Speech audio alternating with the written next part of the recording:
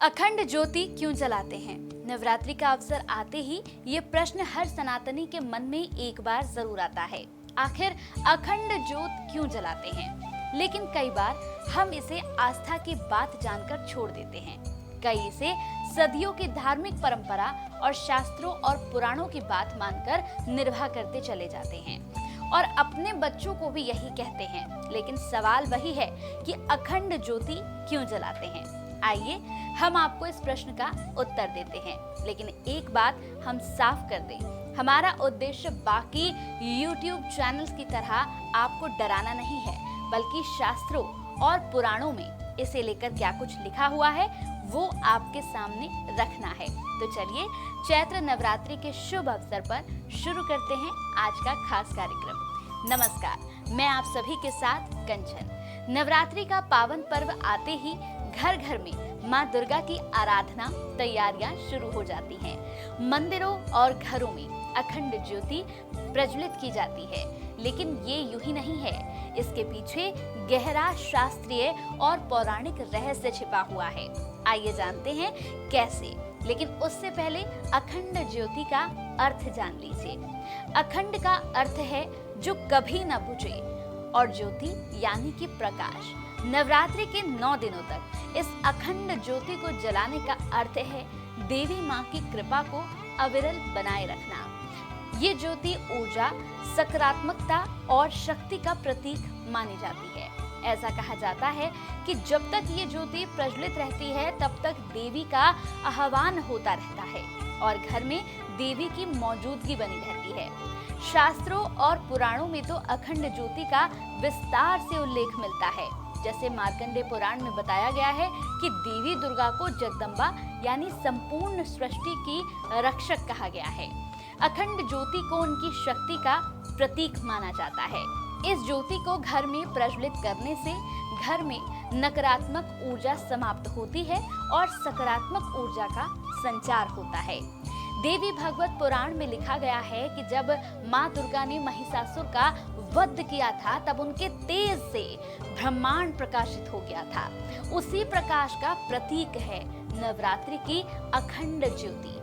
स्कंद पुराण में भी कहा गया है कि जो भक्त अखंड ज्योति जलाकर माँ दुर्गा की आराधना करता है उसे जीवन में किसी चीज की कमी नहीं होती और घर में सुख समृद्धि का वास होता है। भक्तों, अखंड ज्योति जलाने से न सिर्फ देवी माँ का आशीर्वाद प्राप्त होता है, बल्कि ये ज्योति आत्मबल और विश्वास का भी प्रतीक है।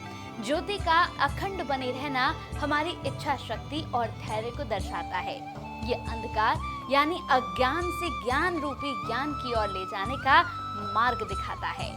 माना जाता है कि इस ज्योति के माध्यम से देवी माँ की ऊर्जा सीधे घर में प्रवेश करती है, जिससे घर के हर सदस्य पर देवी की कृपा बनी रहती है। अखंड ज्योति क्यों जलाते हैं ये तो आप जान गए।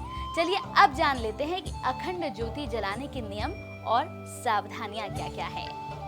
साफ सफाई का विशेष ध्यान रखें। नवरात्रि के दौरान दीपक रखने वाली जगह और घर साफ सुथरा होना चाहिए।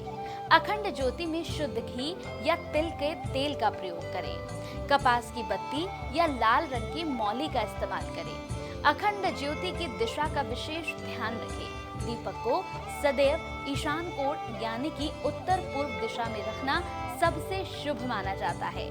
जब घर में अखंड ज्योति जल रही हो तो कोई ना कोई घर में मौजूद रहे। भक्तों, आपको अखंड ज्योति के नाम पर डराने वाले बहुत मिलेंगे, लेकिन आपको डरना नहीं है। अगर किसी वजह से अखंड ज्योति बुझ जाए तो किसी अनहोनी की आशंका से डरने के बजाय माँ शक्ति से क्षमा याचना करते हुए एक और दीपक को प्रज्वलित कर लें।